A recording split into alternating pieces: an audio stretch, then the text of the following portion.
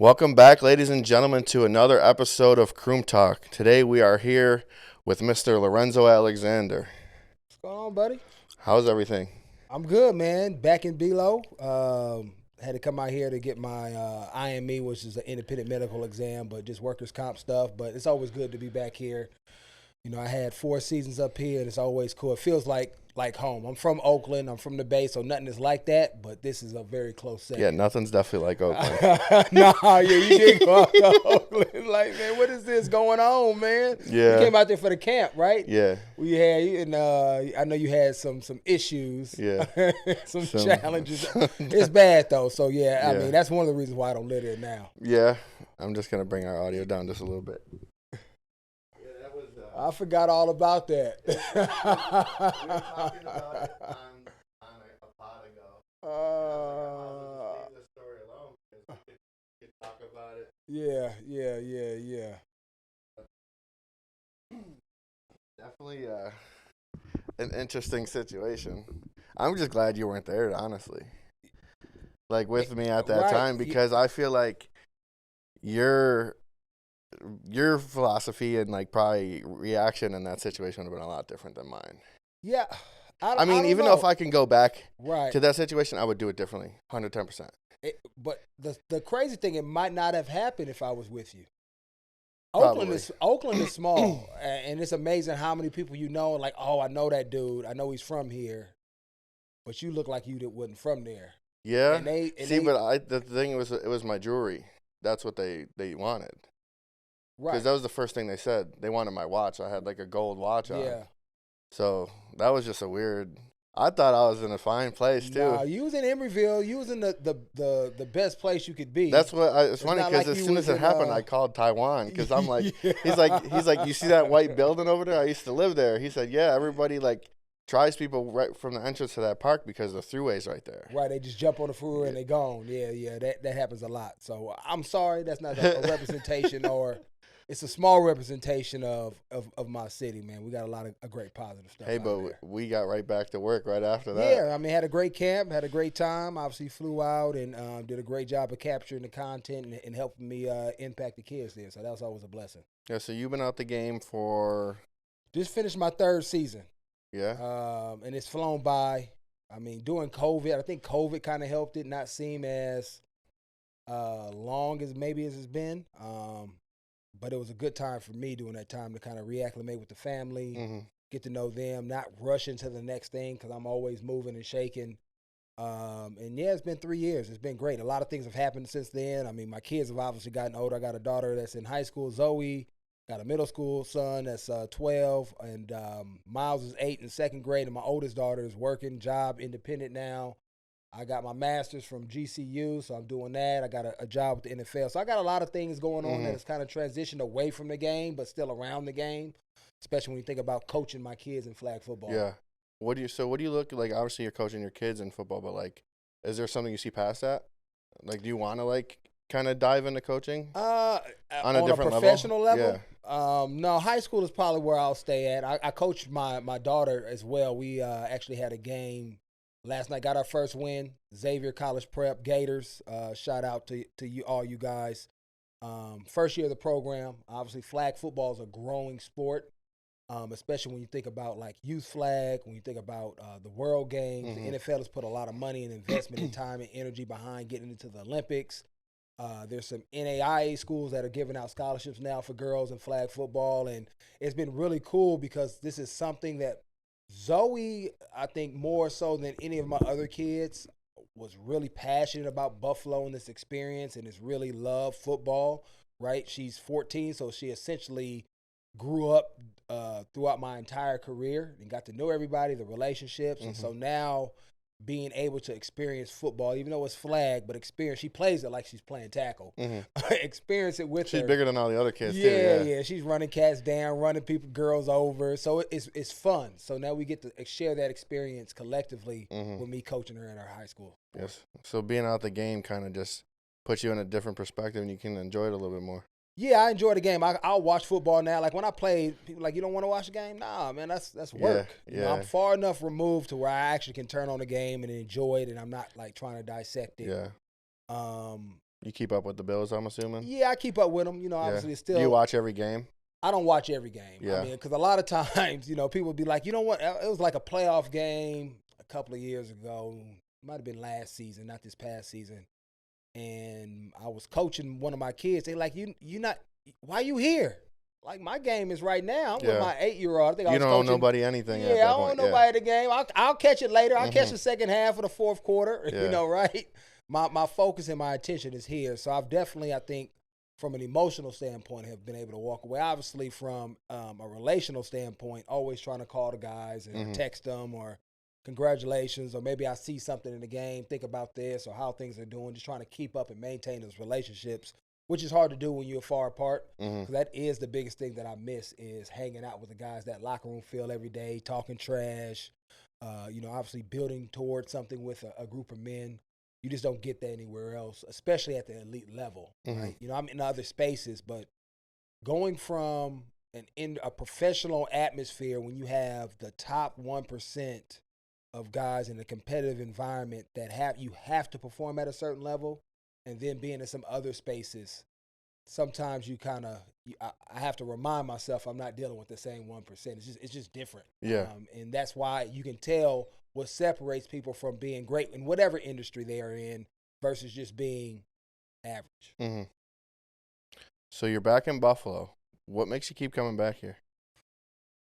This is my second home. I mean, obviously, I'm here this time around for business. You know, being a professional athlete, we endure a lot of injuries, a lot of trauma. Obviously, we saw that this year with DeMar on the most extensive side of tragic events that could occur to somebody. But, you know, just the wear and tear from, you know, elbows, ankles. I mean, I got a sciatic nerve back thing that's bothering me right now as I'm sitting down. And as part of that, we get workers' comp insurance. And so I'm back here to go through my independent medical exam so I can settle my case. And at the end of the day, we get money, but it's more about the medical care, you know, being able to see a physical therapist, being able to get my, you know, a knee replacement or, you know, a spinal replacement if I ever need that one day, and making sure all that stuff is in order. What a lot of guys sometimes let go by because they feel good. I'm young. I don't need to worry about that. But then it sneaks up on them later, and then they have to flip the bill for it. So I'm just here to make sure I take care of business. Yeah. And on top of that, see some people. Obviously, I came and checked you out, had breakfast with my man, Jeremy Kelly, who's the Legends coordinator over at the Bills, but is soon to be over with the Carolina Panthers. And then there's a couple of other stops that I'll make. You know, whether it's Sal Capaccio, I'll go up to the facility, hang out with Jason Osvart, who's one of the strength trainers up there. And then hopefully I get to see some other people in passing as well. Yeah. That's one thing about Buffalo. I feel like the relationships that you build here are so different than anywhere else. Yeah, they're authentic, right? And I think they go beyond just the game of football and people being fans of what you do, but really becoming family and being generally caring who you are and what you're doing in the community, right? Like for you, I mean, right? Flying out to Cali to help me capture a camp. I mean, you didn't have to do that, but you wanted to do that, to be a part of, you know, our family and our culture that we have. And you do that with other guys too, right? And just the relationships that you've built.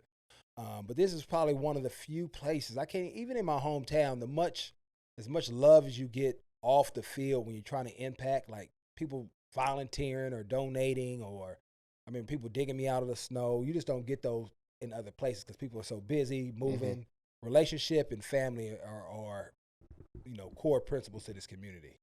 Yeah. So now that you're out of the game, I want to go back a little bit to touch on a situation that you actually were interviewed on, is when Vontae decided to call it a quits at halftime. Yeah. It's so still funny. So from a player's standpoint, right, what was going through your mind at that point? I was in disbelief, to be honest. I didn't even realize that was an option for a guy, right? You know, I just talked about the top 1% and being locked in, the type of discipline, accountability, loyalty, all that goes into becoming a great football player that is ingrained to you at a young age, right? And is, you know, finish the task at hand, and then you make your decision. So I couldn't compute it at the time. Cats was telling me, I can't think of the safety right now that was begging and pleading with him right now, but it'll come back to me in a minute. But just to have one of your teammates like, what are you doing? We need you. And for your mindset to be like, nah, I'm done. no, I'm done. You know, I just couldn't. That didn't make any sense. Like not even To finish me it at out all, or right? anything. Yeah, to just know what guys have put their bodies through and laid it on the line. And I get that you weren't in a great space, you know, probably physically or mentally at that time, but to just, you know, and, you know, this is me, suck it up for another 30 minutes and just stand on the sideline just in case one of your brothers that you've, you know, bled with, homeboys with, went down to have a back. I could not believe that somebody wouldn't go through it. And so for me, the only thing that kind of, you know, made it light for me and kind of got me through it, because I was pissed. Just because of what we do and what we got to go through, and for you to kind of step outside of that, which I understand mental health and all that, but to step outside of that in that time, in the heat of the battle, the only thing that really got me through was that social media meme of me talking and the little voiceover. voiceover. But in that perspective, you also can look at it as like if that's your mentality in that situation, you're potentially taking away from somebody else, because that could be somebody else's position. Yeah, and it ended up being somebody's position. I mean, obviously, you know, Vontae decided to retire and walked away, and I don't know who was the actual person that filled that position. But yeah, I mean, obviously, the NFL always is going to move on. I'm done, right? The NFL always moves on. There's Hall of Famers. The game always continues to move on. And you just never know. And I guess he didn't really. It wasn't crystallized for him. He probably was thinking about it. And then when you look back at preseason of that year, you could see it at times. And he, you know, made the decision the way he wanted to. I remember the play that had happened. Do you remember the play?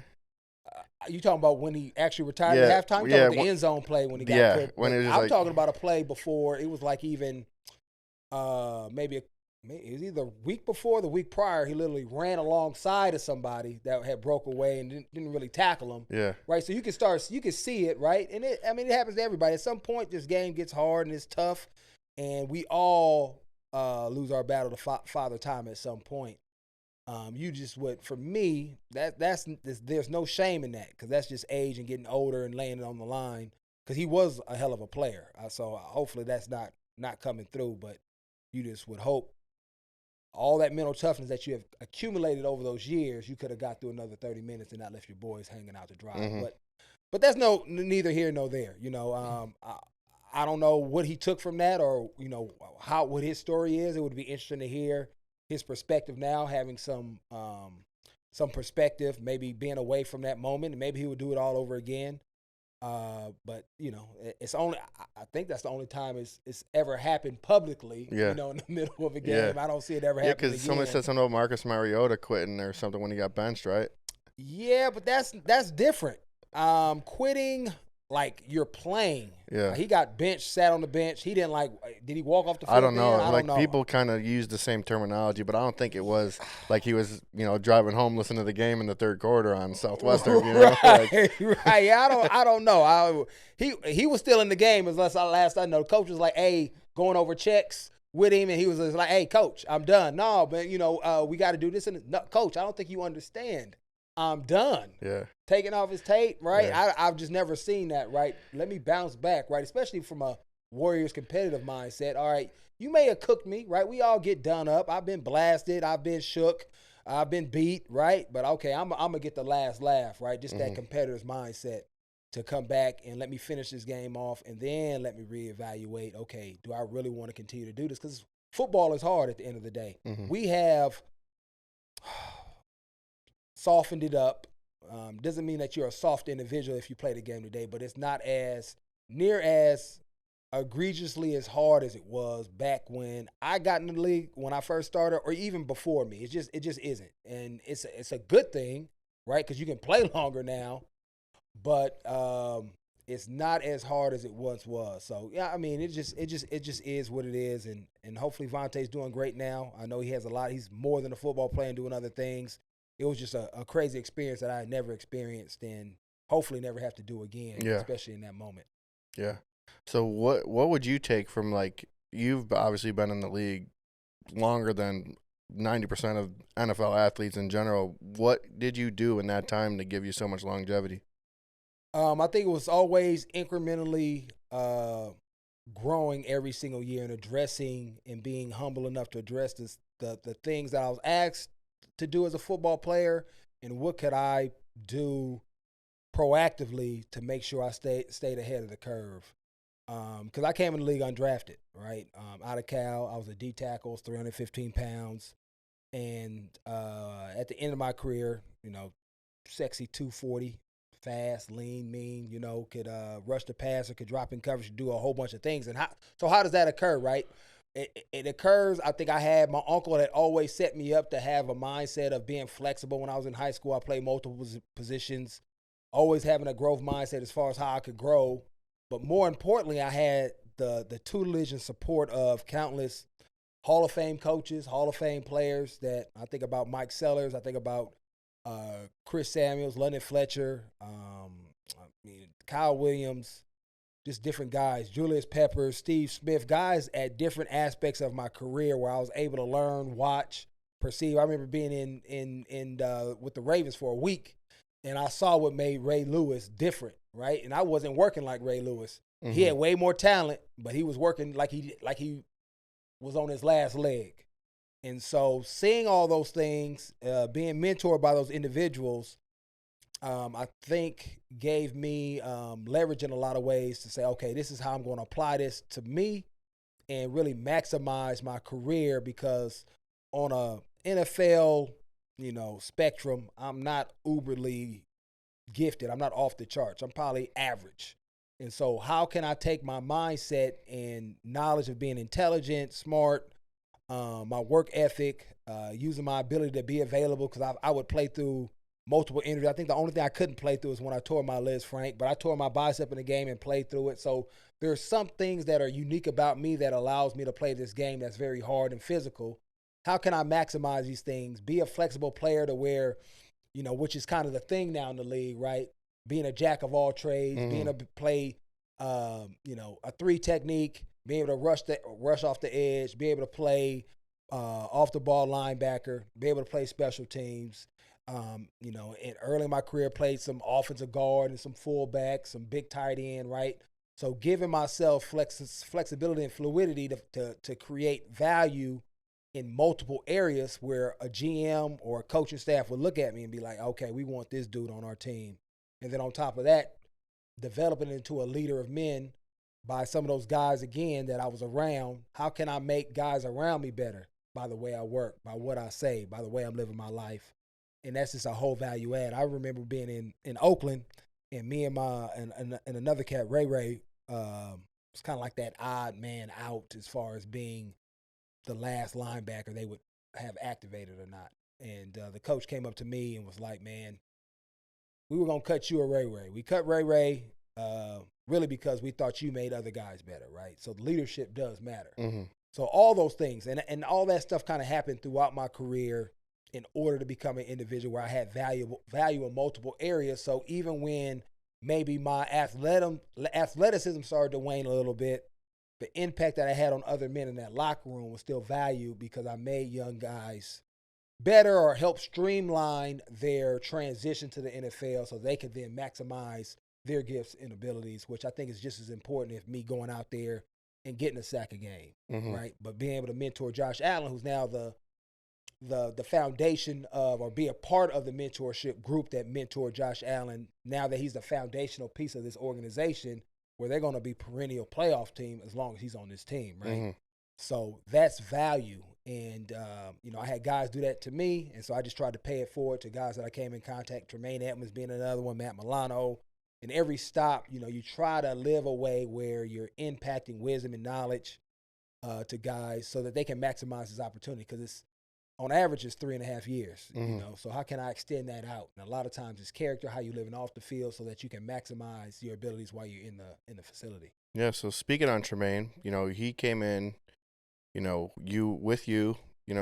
guys clicked right away. I know you had him at the house cooking for the family and stuff like that. So, I'm sure you played such a big part in his career, and see where it's gone now, where he's actually on to, a second contract, and, he got paid, he got his bag. Yeah. How do you feel on that? I'm happy for him. Obviously you wish it was here in Buffalo where it started, but not too many guys get to play in, one city like a Kyle Williams his whole career. But Tremaine was, he was a man amongst boys even when he came in. He was young, 20. I think he had just turned 20 right after we had drafted him. But his family support system, we think about both his brothers, his mom and his dad, there wasn't much work I needed to do. Mm-hmm. I'm just kind of pointing him in the right direction within this building, trying to give him some tools of the trade that I had learned from London Fletcher to kind of help him become that leader that he is now. And he did all the rest. I mean, be that big, that strong, that fast, right? Mm-hmm. Have that type of maturity. Most of that came from his parents. And so it was cool to be in that space to see a young guy like that was mature, that had great insight and awareness of who he was and where he was at. Didn't feel like he had to go out and showcase and spend all his money and be all out, but he just knew what his purpose and his passion was to play this game at the highest level, and he tried to maximize it. And so obviously his fruits of his labor is paying off. Obviously we wish it was here, but it's in Chicago. And one of the cool things, one of my brothers that I grew up with, Omar Young, is actually a offensive assistant there. So kind of made that connection with him, and I'll actually probably get up there and get to see him and kind of hang out with both those guys. Yeah, nothing like going from Buffalo and to go somewhere where it's colder. Yeah, I mean, that Chicago, that wind will cut you. That's probably one of the coldest games I've ever played in. It was like 2008 in Chicago at night. It ain't nothing like that. Yeah, I feel like the only thing that's close to that is Green Bay, right? Because Green Bay gets cold too. Well, in Minnesota's probably even colder than both, but that's an inside. Yeah. But if you had to play up there when they played at Minnesota for a year or so, and when they had that frostbite game, that might have been like the Vikings-Seattle playoff game. Yeah. I don't know if you remember that, and the Cats had frostbite after the game. Yeah. I don't know. I think there's no type of movement or anything to keep you warm during the cold. Like, 'cause a lot of people, they do the tough guy thing where they go sleeveless. And like, once I get it going, I don't think there's much of that going on to save yourself. Yeah, I never understood that. You ever did the Vaseline thing? Vaseline, long sleeves. Yeah. Foot warmers, hand warmers. Does the Vaseline work or no? Yeah, I mean, it gives you an extra layer, but if it's cold, it's cold. Yeah. But I'm trying to just stay as warm as possible. I was always a believer, if my hands and my feet were warm, I was good. Yeah. The rest of that stuff you can kind of fight off. But yeah, I never understood why you gotta defeat the elements and defeat your opponent. Why don't I just take care of it, with some clothes, defeat the weather with some clothes, not necessarily my mind, so I can put all my focus on this opponent instead of trying to be the tough guy. Yeah, I never got that, man. Yeah. But that's the thing too. Like I think only people who want like the Bills Stadium. I was one of them too, but then I had a different perspective after talking to a couple of the guys. But everybody's like, oh, you come to Buffalo, your anticipation is it's going to be cold. Like you're coming here to embrace us, but it's none of these athletes are from Buffalo. No, they're not used to this. So it's like you're not only are you think you're inconveniencing the other team, you're inconveniencing your own team. Yeah. So people think like when we have a home game here in the playoffs, right, it's an edge for us, and it's not. Yeah, once it gets a certain level of cold, cold is cold, even if you live in it. But there is some advantage. I mean, I remember playing Oakland, and it was like maybe 40 degrees, which isn't cold at all here, right? Mm-hmm. And they was like, man, it is freezing. Oh, we got y'all. We beat y'all. Because it wasn't cold at all. But once it gets to, 5 degrees, wind chill, makes it feel like it's -10. Yeah. Everybody's cold. Yeah. I don't care where you grew up at. You cold. Or how big them heaters are. Right, yeah. Unless you got that liquid fire in your system, right? Yeah. We can't do that while we playing. Unless you're Marshawn. Yeah. So, I mean, cold is cold. So, yeah, I mean, from a player's perspective, we would prefer to be inside, once it's at that level. Because it's almost like playing that snow game. You're just moving around. I'm going to tackle you, but I don't really want to, but I got to type of thing. And so it's not really conducive to playing at your high level, especially the way this team plays with Josh, whipping that ball around. Mm-hmm. You get a snow game or a rainy game or, icy, whatever weathers you can get here in Buffalo within which is all of them. Right, all of them in a 60-minute span, right? Maybe even 10 or 15-minute span. I don't know if it's best, just the way this team is built anyway. Mm-hmm. So going back a little bit, speaking on injuries, you'd brought up the DeMar situation. Were you watching that game live? I was. It's one of the ones that I was watching live. So what was like your step through or walk through of like the whole situation? I mean, looking back on it, it happened so fast. I remember the play, remember the hit. Remember him getting up, but I don't think I initially noticed that he fell back down, and then a couple of seconds kind of goes by, and then you see players kind of panicking and like, hey, come get this guy. He's thought it was concussion or something. That's exactly what I thought. Right. He's out. He's knocked out. And then everything obviously progressed pretty quickly and in a scary way for him and, obviously the team and everybody that was down there from Denny to Joe to just the whole medical staff of the Bills and obviously the Bengals mobilizing and really executing their game plan of what things that they hope they never have to execute, but doing it at a level to where you save this young man's life. But it just puts things in perspective as far as what you're laying on the line every time you walk out on that football field, because you never know when that play can be you. And I think every person that's ever played the game could see themselves in DeMar because it looked like a routine hit, right? And especially as a father, I got 2 sons that want to play. I'm going to let them play, but always trying to push that out as far as possible because you know what you're subjecting them to, right? And so it was traumatizing. I mean, to say the least. I mean, we had a couple of calls afterwards with legends around the game. Jeremy Kelly did a great job of putting something together for the Bills community and just be able to get on there and just kind of share our thoughts, our feelings, our emotions. Because, again, like I said, we all was out there. We all walking up on the edge of something like that happening to us or somebody that we, one of our teammates or whoever it may be. And so it was hard to see, but obviously knowing where he is now, it is much easier to kind of move forward. I had a chance to see him at the Super Bowl, hug him, meet his parents, and talk to him for a few minutes. But I think he's doing a great job, I think, of using this. And I think for a lot of people, educating us about CPR, how to respond correctly, especially as a youth coach now, right? I'm out here with a lot of kids. Getting certified in CPR is one of my top priorities coming up in this as school ends and the off season starts for my kids, so I can make sure that I'm prepared mentally or physically and skillfully to respond to those situations because they can happen at any that's second. huge. And as unfortunate as that situation happening made this have so much awareness, but you're so thankful that he's able to tell his story from that situation and be able to push that narrative for everybody. Yeah. And he's changed the world with what he's got going on. Yeah, I mean, and again, he's impacted so many people, but I just also want to highlight, I know it's more than Bills Mafia, but Bills Mafia, they always rally around tragedy, and they've been doing it all, really, that whole entire last year. There's just so many things that occur here in this community, but that one in particular, as well as the nation, just impacting the impact that came from it for his foundation and the kids, right? And again, to your point, for him to now be able to tell his story and be a part of that impact that was created, I think is another story that should be told here, in the near future as far as how that money really changed the lives of so many people. Yeah. So since you're back in Buffalo, do you have anything going on with your foundation, maybe in the next next year, anything like that? Not particularly in Buffalo. I'm out in Arizona, and we got a huge Bills Mafia fan base out there that I get to interact with. Bills Mafia Babes is out there. Bills West, I forgot the name of that. It's a couple of different organizations, but I'm gonna get a chance to in Arizona. We're bringing a group of kids out from DC that will interact with kids in Phoenix, and we're going to do kind of like an enrichment week where we do like a college tour.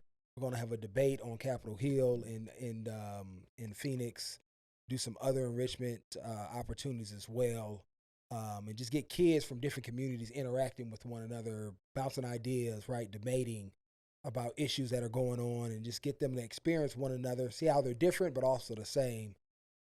Have a couple of youth camps probably as well in the Phoenix community, as well as when I was in Buffalo, we started a STEM and Health Summit. We did it over at the Bell Center.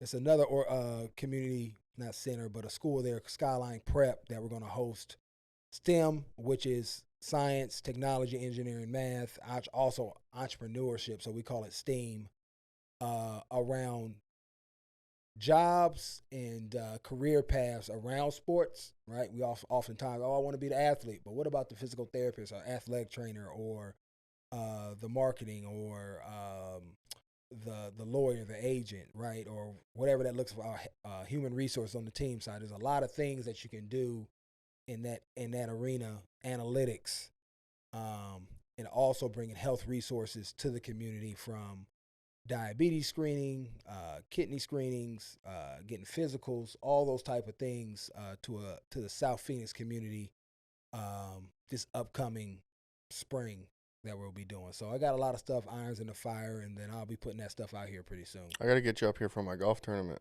When is it? We don't have a date yet, but it should be around July, right, like a week before our camp usually starts. So okay. Last year was July 17th. It'll be right around then. Yeah, I'm going to have to make it work. I mean, with all these kids and traveling, because when school is out, my wife, because you're not on the football schedule no more. No, I'm not. I'm not on the football schedule, which has made it hard in a lot of ways because people know that I'm not. Mm-hmm. So I get a lot of asks. And obviously I'll make room for you if I can. But like I know in the summer when the kids is out, my wife is trying to California, Texas. Yeah. I think we actually will be in Buffalo. My boy Joe Mika, getting married. And then my son may be playing in the Cooperstown baseball tournament again. Okay. So we may be out here, but that's like early June. So summers is crazy. My daughter's in high school. I'm like, baby, you can't travel like you used to, right? Mm-hmm. You in high school, you got high school sports, right? Yeah. So navigating some of that. And I'm a coach now. So towards the end of August, got to start ramping up because they're going to move flag football for girls to the fall. So we're going to have to ramp up for that. So it's just a lot of stuff going on, especially in that summer.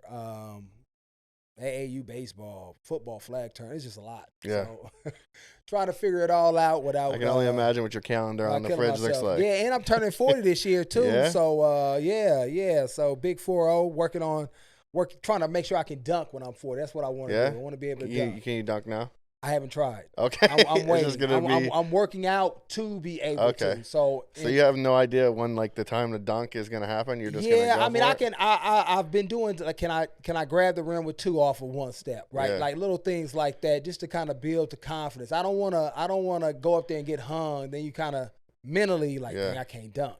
Yeah. Right? So I'm doing baby steps, and by May, I got May 31st. I still got about 2.5 months somewhere in there. But before then, we're in May. We're going to Japan for a week, getting out of the country. Never really did it because I was playing football for forever, and then COVID hit, and then coming to Hawaii on the way back, and then we're doing a big birthday party, which you can come out to May 27th. You ain't got to ask me twice. Yeah, Zochella. Anything to get out of here. Yeah. Zochella. We're doing Zochella. I don't know if you've ever been to Coachella. No, I know what LA, I know. You know what it is, though. Yeah. So we switching it up a little bit. Zochella. So having a concert and stuff like that, kind of. Have a couple of my homeboys that are artists from the Bay come out and stuff. So that'd be awesome. Fun. Yeah, that'd be sweet. I've been trying to go to Arizona twice already, and the pandemic happened. So. Yeah, I know, right? I want to play. You're close to Scottsdale, right? I'm pretty much in Scottsdale. Yeah, because I know we talked Valley. about it. Because I wanted to play TPC Scottsdale while I was down there. Oh yeah. It's gonna be expensive when you come. Hey, that's high. That's prime season. Yeah, because I remember when I was trying to go, it was cheap. Yeah, that's probably the summer. Yeah, when nobody wants to go. Yeah. That's like the thing in Florida. They say if you're not golfing before 11 a.m., that's not your tee time. Nobody's golfing at that because it's just too hot. Right? Yeah. Yep. So that's when I get out and play every article. I get summer. Yeah. I'm out there. Yeah. Because nobody wants to be out there in that hot heat and get it in, play by myself, and Well, you just picked up golf as well, right? Yeah, pretty much. I played when I played, but I didn't play. I just I feel like you've been dialing it in though the last year and a half, I'd say. I took a lot of lessons the last year and the year before. The hard thing with me, you got to be consistent with the game. For sure. And so when I start coaching, so I play a lot from pretty much like right now up until September because I'm not coaching. I normally take the spring and summer off from like coaching organized flag sports or rec leagues or whatnot with my kids and be more like a dad. So I have a lot of downtime. But then September to March hits, and then I don't play, and then I kind of lose all my games. But the good thing is that my baseline, when I get back out there, I have something to kind of fall back on. Yeah. I have some base. But you know how you play golf. It's all about just playing. Yeah. Playing a lot, playing smart, right? Not trying to kill the ball.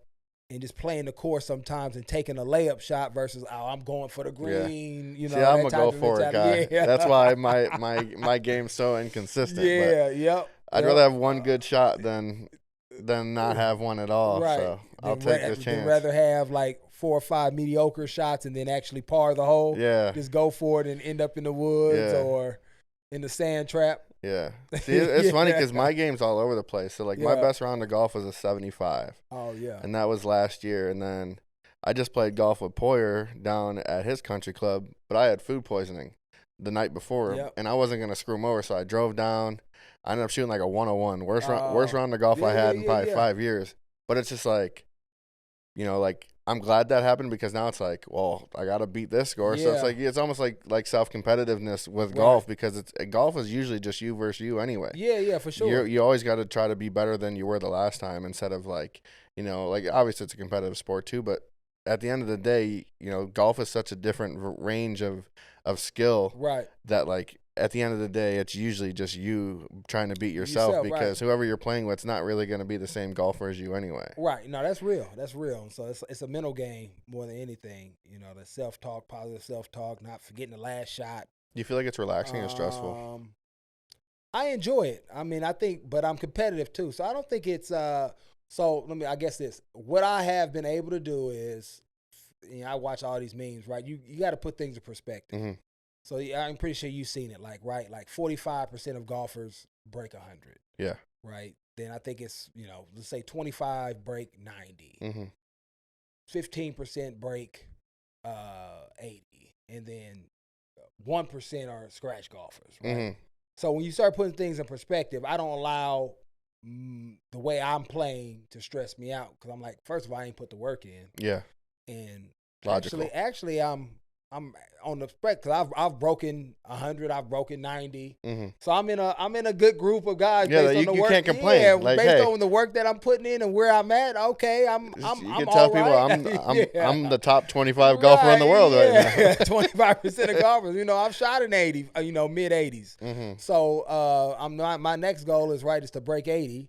But it just takes work and time. And so unless I'm putting it in, sure. I'm not going to stress myself over it. But I do enjoy the game. The one thing I feel like with golf is once you get good at like one part of the game, one starts to dwindle a little bit. Like once you finally get your drive down, then your chipping starts to go. Once you get your chipping back, then your irons start to go. It's just trying to get that all to flow at once is the hard part. But you got to understand, professionals do practice everything all the time, all day, right? We may practice our drive, go out there for 45 minutes, maybe let's say twice a week if you got time to do that, right?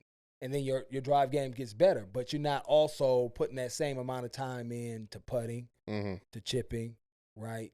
Your iron game, right? All that stuff, you have to work on everything and have a schedule. Like for football, I had a schedule, right? I'm gonna do back this day, I'm gonna do legs this day, I'm gonna do total body, I'm gonna do my condition, I'm gonna ramp up. So I was in shape, right? We don't do that for golf, right? I don't have like my chipping, putting day. It's not organized. It's not structured. So why wouldn't our game be all over the place, right? You know what I mean? Whatever you work on is gonna get better though. So that's the hard part about it. It's just not enough time in the day, unless you're my guy Cal Bay. I'm gonna give him a hard time because he some way has a job, a 9 to 5, but every time he posts on social media, he's at the golf course. Yeah.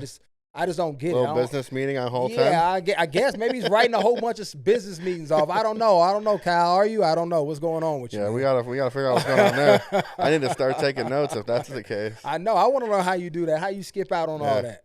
They say the best way to learn golf is to learn it backwards. What is that? Like get better at putting, chipping, mid irons, long irons, then your driver. Because I feel like once you get into golf, your mentality is just I want to hit the ball as far as I can. Right. And then once you finally get that down, you have nothing else as a structure. All this other stuff is boring. Yeah. Yep. You know, but like since you've been in the game for so long and now you're out of it, you and some perspective don't owe anybody anything. But why do you continue to feel like you need to give back? Because that's what people did for me. You know, I think about growing up. I think about, you know, my dad wasn't around. My mom was a single mother for the most part. But my uncle, who's my mom's brother, stepped up and filled that role, right? And so he had his own family. And being married now, you really understand and appreciate the sacrifice that he made or the decision he made to include me or make time or carve time out, right? But he had 3 girls, married, job, coaching, right? Everything I'm doing now, and essentially said, well, I'm going to adopt you and take you everywhere I go and coach you up and show you what it means to be a man and fill that gap that you have in your life right now, right? And never took credit for it. Always made sure I understood that he was my uncle and not my dad, and I think he did a great job of that. But men like that I've had consistently throughout my life at different stages, I would be idiotic, just egotistical in so many ways if I felt like I was where I was at without that support. Mm-hmm. So now I'm just trying to pay it forward and be that same example that my uncle was for me and the other coaches were for me to the next generation. And that's how you help people streamline, right? Greatness, right? You help them avoid pitfalls, landmines that I may have stepped on by, educating them, giving them some experience. You don't have to experience it. Right? You can avoid some of these things, right? Failure is a part of everybody's journey, but let's minimize the failure and maximize the learning, right? During that process so that you can then be a better version of me, especially when I'm thinking about my kids and my sons, right? Obviously, what I accomplished was good, but I don't want them to be me. I want them to be the best version of themselves. Mm-hmm. And how can I help them by, sharing my experiences here and there, as well as their social circles, the other girls and young men that I'm coaching, helping them as much as I can as well. Yeah. So like doing a lot of your work, you work a lot with like the younger generation right. and high school kids and elementary kids, like, cause I've been in a lot of your stuff as well. And it's funny because, you go into those situations, cause I was in, elementary school when we had professional athletes come yeah.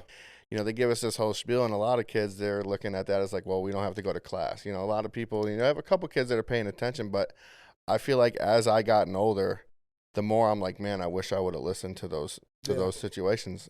And I mean, like, how important is it for you to try to drop all these gems on this younger generation? I mean, it's important. And to your point, that's why I always try to go for quality over quantity. And so I try to create intimate relationships that go beyond that 60 minutes that I come and talk or 30 minutes I spend at your school. Because to your point, right, after you heard that, it might have impacted you then. You may have heard some of those things, but then you have to walk back into whatever your situation is at home, right? Mm-hmm. Whatever that dynamic is, whatever challenges you're faced with, and that is your reality. And so, yeah, my 45 minutes may have impacted you, but it didn't have time to set root because it had to go through all these other layers that may be preventing that message from really sinking in, right? Or mm-hmm. you may not even have the support system to even take what I gave you and try to apply it, right? What young kid knows? It's grown men that don't know how to apply certain things, right? Yeah. Everybody needs mentors and a group of people walking along with them. So even like when I was here, right? Tim Delaney, South Park, try to be more consistently involved, right? I'm still not there every day like Tim was, but taking a trip down to DC and spending 4 days with these young men and going on trips and really getting to know them a little bit more, showing up to games, showing up to weight room practices, right? Mm-hmm. So that it's not just this one-off that mm-hmm. you get where, hey, Lorenzo came and spoke and now I don't see him again, but there's really some follow-up to it. To where maybe, if we have 4 or 5 interactions, maybe it takes hold and then maybe we can find you a mentor that's going to be able to then take it to the next level, because obviously I can't do that with every single kid, right? Mm-hmm. So, but that has always kind of been my philosophy when it came to that versus, trying to serve 1,000, I'd rather serve 50. Because I know that intimacy or those relationships, I can get to know your name and know a little maybe of your backstory, then I can impact you a little bit more. And so that's why I love coaching. That's why I love coaching my kids, right? Each team has about 10 kids. They almost become like families. I get to know their parents. I get to know their dynamic. Now I'm over at Xavier with my daughter. It was really important to me that I know all the girls' names, and so I can start learning who they are and where their challenges are, because that's the only time you can really speak to somebody's life, right? Mm-hmm. One thing to show them who you are, but then it's also another thing, I think, to know who they are and try to speak specifically or help them and serve them and meet them where they need it most. So that's kind of been my philosophy in that space, and trying to impact and pay it forward that way.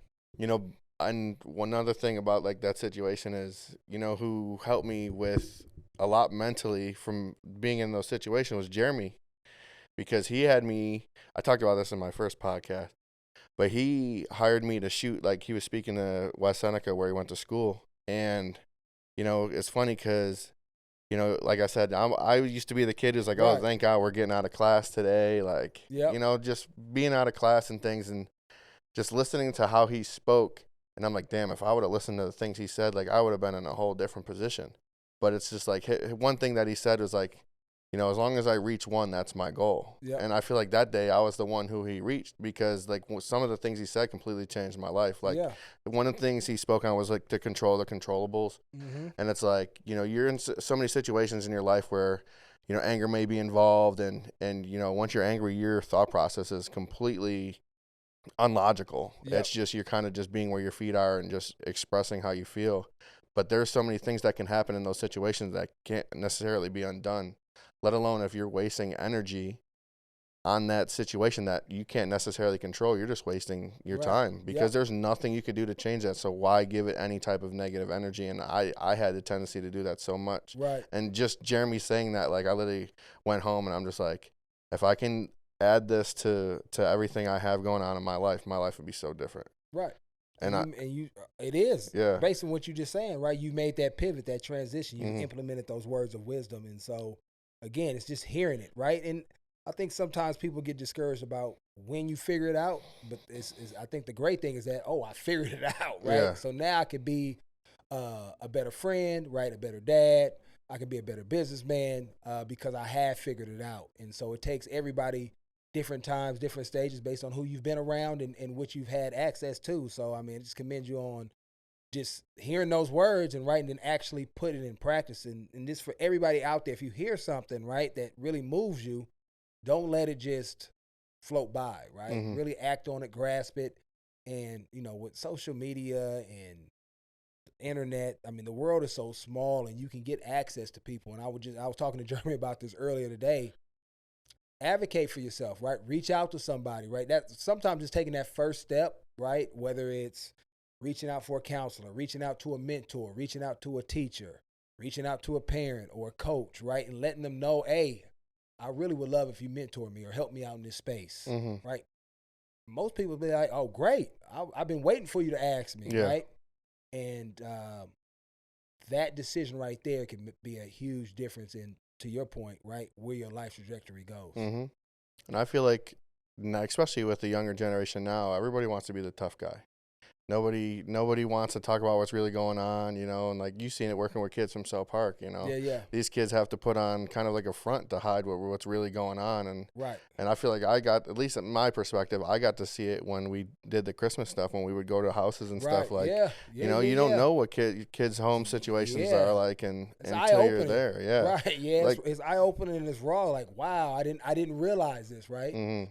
And I think to your point, you have to put on that, because what kid? I mean, I know if I'm in that, it's embarrassing, right? Exactly. And you don't want nobody to know that, right?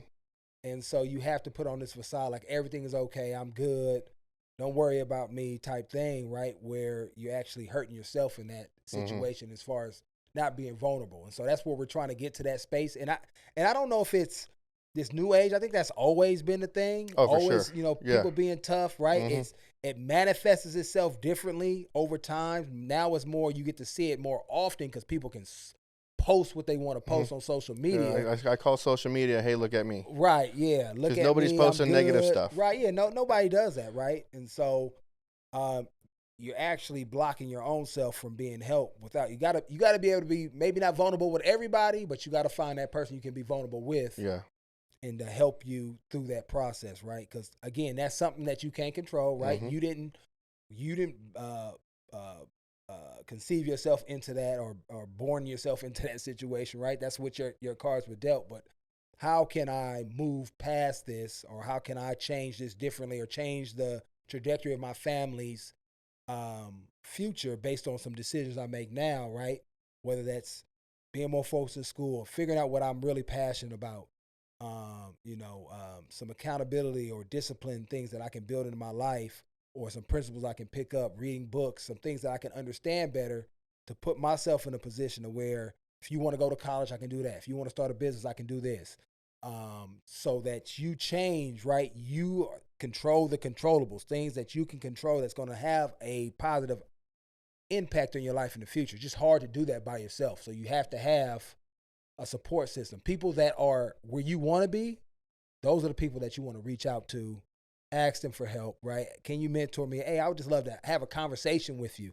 Maybe they don't have time to be a mentor, but let me just have a conversation about some things you would suggest for me to do in order to achieve where you're at. And I'm not talking about money, cars, houses. Those things are fruits of having great principles, having great character, right? Having great work ethic, discipline, having the ability to relate to people and generally care for people. Out of those type of things, all those resources and the fancy stuff, that stuff is a byproduct of that. So you really want to get to the core of the foundation and setting yourself up. So when you get those things, right, it's not just for you, but you're also benefiting the community and people around you. And those things don't crumble on top of you, because it can be overwhelming, because you see a lot of people that got great money, right? And then it's like, dang, what happened with him? Why is he doing that? How did he get himself in that situation, right? Yeah. Because the foundation isn't strong. So you want to build that strong foundation so that when that success comes, you're able to handle it in a mature, responsible, impactful way. Mm-hmm. It's funny. So speaking on that, a former player who you might have played with, same situation, maybe, decided to, invest or whatever and just try to live that life that wasn't necessarily logical. They hit me up like a couple months ago and asked me to borrow money. Oh, yeah. I mean, it's a real thing. It's a lot of guys that do that. I'm working right now as I guess the easiest way is called a transition coach, but we're called legend community coordinators, and just helping guys transition out of the NFL, right? Because it is such a significant pivot. We're all always going through transitions, whether you're middle school to high school to college to, living on your own and supporting, becoming a dad, maybe becoming a married or whatever that may be, changing jobs. We're always going through transitions, but not too often do we make it to a job to where we're passionate about it, we love it, we're highly skilled at it, and doing it in front of millions of people, and then at some point it's going to end, right? And a lot of times it ends before we're ready for it to end. And the habits that we may have had, because you are given all these monetary resources at a young age. So how we spend, how we living, when it's gone, those habits tend to kind of stay, right? And until you hit rock bottom. And it's unfortunate that a lot more guys than we would like are in those situations where they're calling people for money, where, man, how much money did you just make? And you're already calling me? What was the issue? What's going on? And so it's me and I think 24 other guys that are trying to stand in the gap and trying to help guys transition so that doesn't become an issue, trying to minimize the damage, and then also trying to help guys not even ever be in that situation at all, right? Developing, more Tremaine Edmonds types, guys that, just strong, confident in who they are, don't have to prove nothing to anybody. A lot of times, a lot of that stuff is just rooted out of insecurity. Like, I got to show you what I got. Yeah. Because I grew up a certain way, and this is how we show that we okay. Where that's like a facade. That's a lie, really. Right? And so just trying to help guys understand what it really means to be manhood, what manhood looks like, and what it means to steward your resources, I think in a mature and appropriate manner. Yeah. Yeah, so this next segment, we opened it up to some fans via Twitter. So we're going to do 5 questions. So this first question comes from Jake Jensen. It says, he has probably been asked this multiple times, but how were you able to change your body so much during your NFL tenure? Was most of it done under watchful eye of NFL staff, or did you do it on your own? It wasn't under watchful eye of the NFL staff. It was a lot of me working outside of, I was then with I guess Washington Redskins, now the Washington Commanders. And I had a friend there, Eddie Mason, who was a former player as well, that I did some cross-training with that really helped me. We did a lot of grappling, MMA-style stuff, like boxing-style stuff. I turned into like a cyclist, did a lot of riding bikes. But I think the biggest thing was just actually became, let me see, when did I start losing the weight? Like 08, 09. My mind had a significant mind shift. Sean Taylor passed in 07, and then soon after that, I decided to give my life to Christ. And when I did that, a lot of the boyish tendencies that I had started to shift. I mean, I was a partier, college and in early part of my career. And most people probably like, what? You was a partier? Yeah. I mean, so I was burning the candle at both ends. Mm-hmm. And so from the drinking and the partying and going out, I was probably bigger just by my lifestyle, the way I ate, right? And so when I shifted my mindset and surrendered my life, I then wanted to do everything that God had purposed me or given me gifts to do. I wanted to maximize those. And so, like, obviously cutting out the drinking, the way I was eating, those were significant shifts, right? I think my wife being there as well, her mental support, cooking, all those things that a wife brings or stabilizes her husband, I benefited from that as well. So those three things right there, I think significantly helped me make that shift. And so each off season, I was able to lose 20 pounds because I had somebody helping me, changing my lifestyle. And then another guy, Chris Mattice, who's a nutritionist in DC, really started educating me about, nutrition, supplements, and how that can impact, how you store body fat, how you can lose body fat.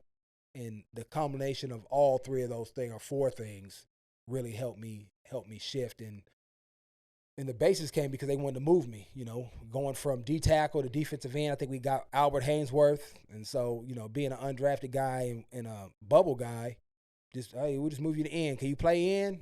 Sure, I'll do it. And I had to lose the weight in order to do it as well. Mm-hmm. So things just aligned for me, I think, in my personal life that allowed me to make those shifts as they asked me to do them from a professional standpoint. And you're still sober now, right? Yeah, I mean, I'll have a glass of wine or a drink like on special occasions. But when you say sober, do I drink? Yes. Do I drink like I used to or anyway in that fashion? No. Not a chance. No. My friends like get up, man, you ain't hanging out. You done playing, Zoe? I'm like, I can't do it. I just can't. I mean, I built a lifestyle as far as who I want to be. I hate the way you feel after when you're hungover, right? I feel like I'm missing out or I'm not, impactful that next day. I feel like I wasted a day. Yeah. Drinking's a 2-day process for sure. Yeah, so I try to minimize, the time. So like my 40th birthday, will I have a few? Yes. Yeah. But, it's far few between when I'm in that space. Yeah. That's awesome. So another question from the Bills Mafia Babes. What does Ace Foundation have in store for the rest of the year, and how can Bills Mafia help? Yeah, so I think the couple of things is in the summer we're doing the enrichment retreat when I'm bringing the kids from D.C. to Phoenix to have that enrichment week, and we'll have several activities there. So if you, I guess, reach out to me because I know you guys, email me to see different resources. So we're going to need, obviously, Airbnb or some type of hotel hookup for the kids coming from D.C. If anybody has any connection over at Wild Horse Pass, we want to do like the sunset ride. Anybody know any chefs in the area? Because we want to do like a cooking type of clinic with the kids. Just have Zoe teach them. Who? Zoe. She's a baker. So she'll do a baking class. She'll do a baking class. She can still chef it up though. Yeah, she don't like chefing it up. Yeah. She loves baking, and that's why I can't get my 6-pack right now. By the way, man, she be making these cookies and cupcakes. I mean, I'm like, just chill out. Yeah. Just chill out because it's so good. But really, just resources as far as people that can maybe help us with some of the costs on some of those things. I'll have my youth camp coming up here in May, and so you can come out and volunteer and help like with water and registration and those type of things. And so, but I know the Bills Mafia Babes, you guys got my email, contact me and we can connect and get something going in that way. Question number 3 comes from Sergio. Hey Joe, I'd really like to know his stance on fully guaranteed contracts. Players' perspective obviously makes sense, but for owners, there's so much risk. How can they make it work? Clauses. I mean, obviously, everybody, you're trying to maximize your guaranteed dollars, right? And so up to this point, a lot of that is all in your bonus and trying to maximize your bonuses. I don't know. I guess the risk of the owner. So I guess the compromise would be if you're going to give me a fully guaranteed contract, then my contract would be shorter. And from a player's perspective, I actually probably would want that because then I can get back to the market sooner, especially when you see guys like the NBA guys, LeBron, KD, you sign these 2 or 3 year deals. I'm opting out, and I'm gonna take advantage of the new cap space because every year the cap goes up. So for me personally, and I would have to ask somebody that's a first rounder who's been made multi-million-dollar deals.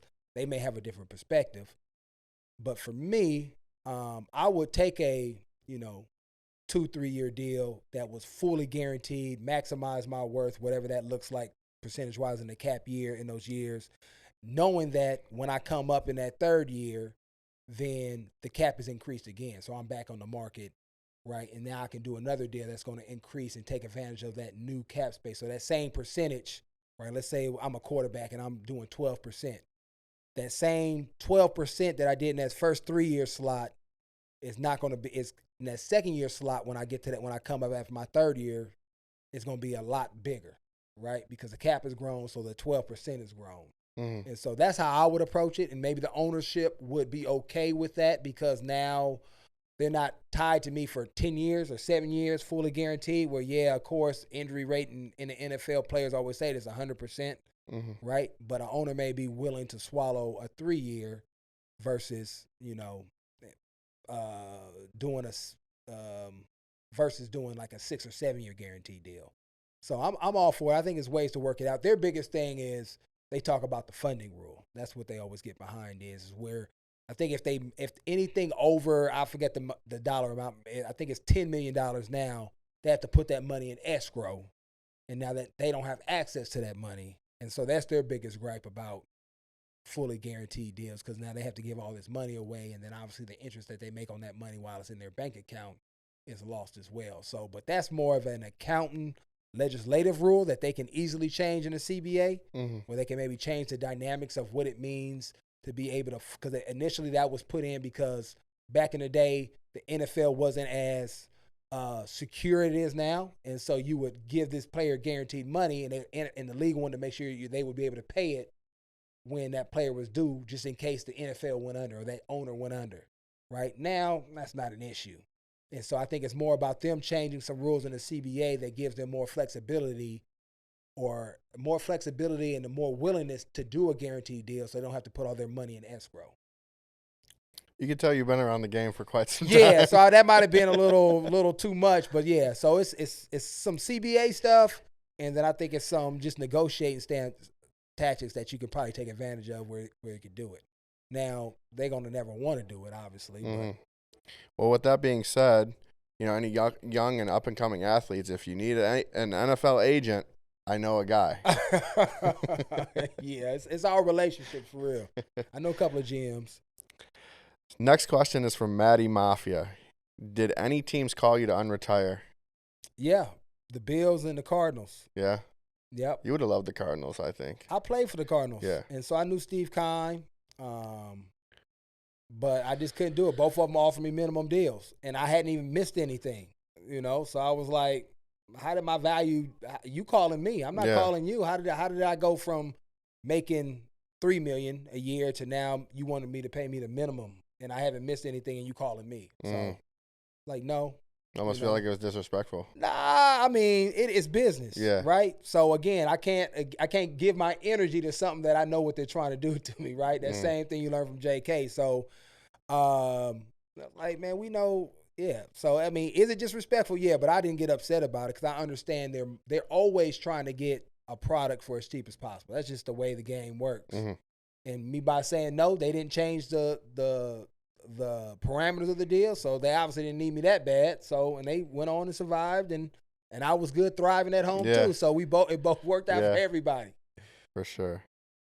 Last question is from Paul Valley 11. What is your best memory of your playing career? Best memory? I mean, that's hard. I mean, I've had so many. I've had a ton. I mean, just countless teammates. I mean, obviously helping this organization and the Bills get to the playoffs after 17 years on a team where nobody thought we had a shot, because that was kind of like we were shipping off all, Sammy was gone. Who else did we Darby. Darby. What was the big D tackle's name? Marcel Darius. Marcel was gone, right? Getting rid of all this talented individuals and having a lot of just like blue collar core guys, a lot of Panther players, Yeah. coming in, and nobody thought that we would be able to do it. And then obviously getting all that help from the Bengals that year, that was probably one of the top. And then playing in really my first playoff game as a defensive, so playing Jacksonville that time, that was probably one of my best games. Probably wasn't my best, but one of my better games as a Bill. Yeah. And that was really fun with the Leonard Fournette tackle at the goal line. Yeah. And a game I'm going to still blame Vontae Davis' wife for not picking the ball off. We would have won. Could have won a playoff game. I never won a playoff game, and it's all Davis' wife's fault. Maybe you got to come back then. Nah, I'm done. I'm done. I told you, I'm sitting here. My back is hurting, bro. I mean, I'm his left side. And could I go out there and play? Yes, I could go out there and play. But could I recover on Monday? No. Yeah. I would be broken. You're just going to see on the injury report, Lorenzo Alexander, Yep. vet rest. The whole year. I just sign me up for Sundays. If I can sign up for Sundays, I'll be all right. I don't want to practice. I don't want to watch film. Just sign me up for Sundays. Run down a couple of kickoffs and rush the passer on third downs. Yeah. I could do that. I could give you 10 good reps a week. I say we can use it, especially now. Give you about 10. There's some shoes to fill now. Yeah, I know. Yeah, but this team would be all right. It's always changed. Things always evolve. Things don't stay the same for forever because of cap and people getting paid. And obviously when you have success as an organization, other teams are going to come and poach your players. You think about Jermaine, right?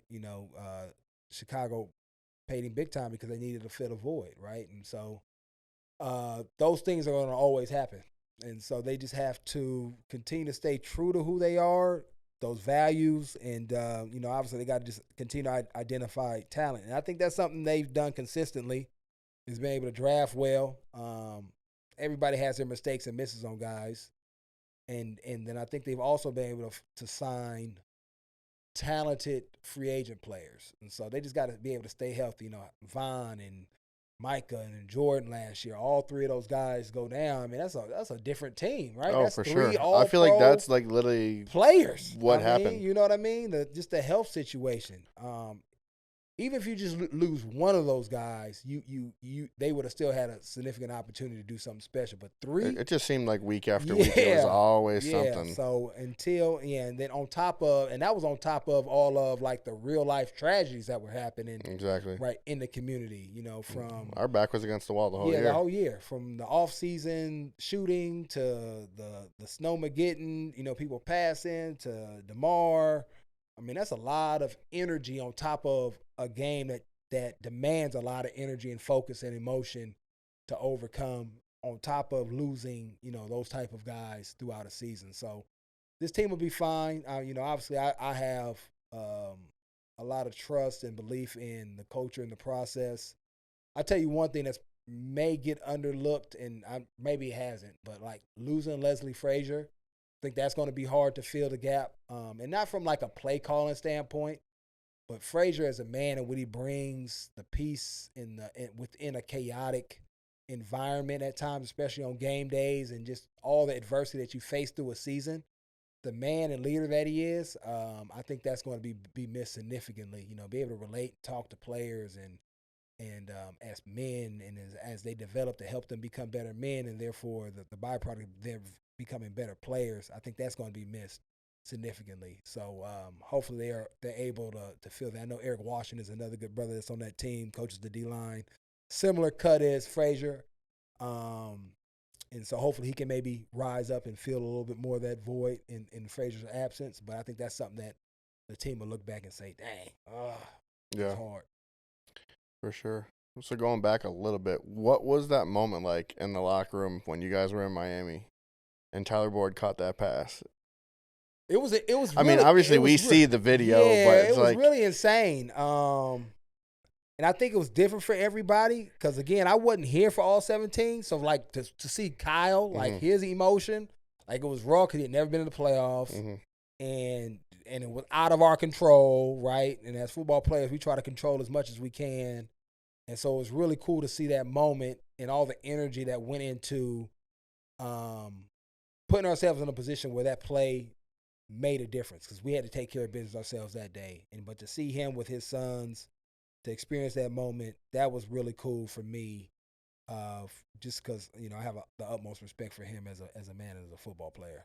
Yeah, I don't think there's you can watch that video 100 times and you'd still get goosebumps. I feel. Yeah, for sure. Yeah, that was probably one of the a top 5 moment for me as far as being a Bills fan. Yeah. Yeah, I mean, it would have to be. I mean, outside of probably the Super Bowls, right after all the Super Bowls.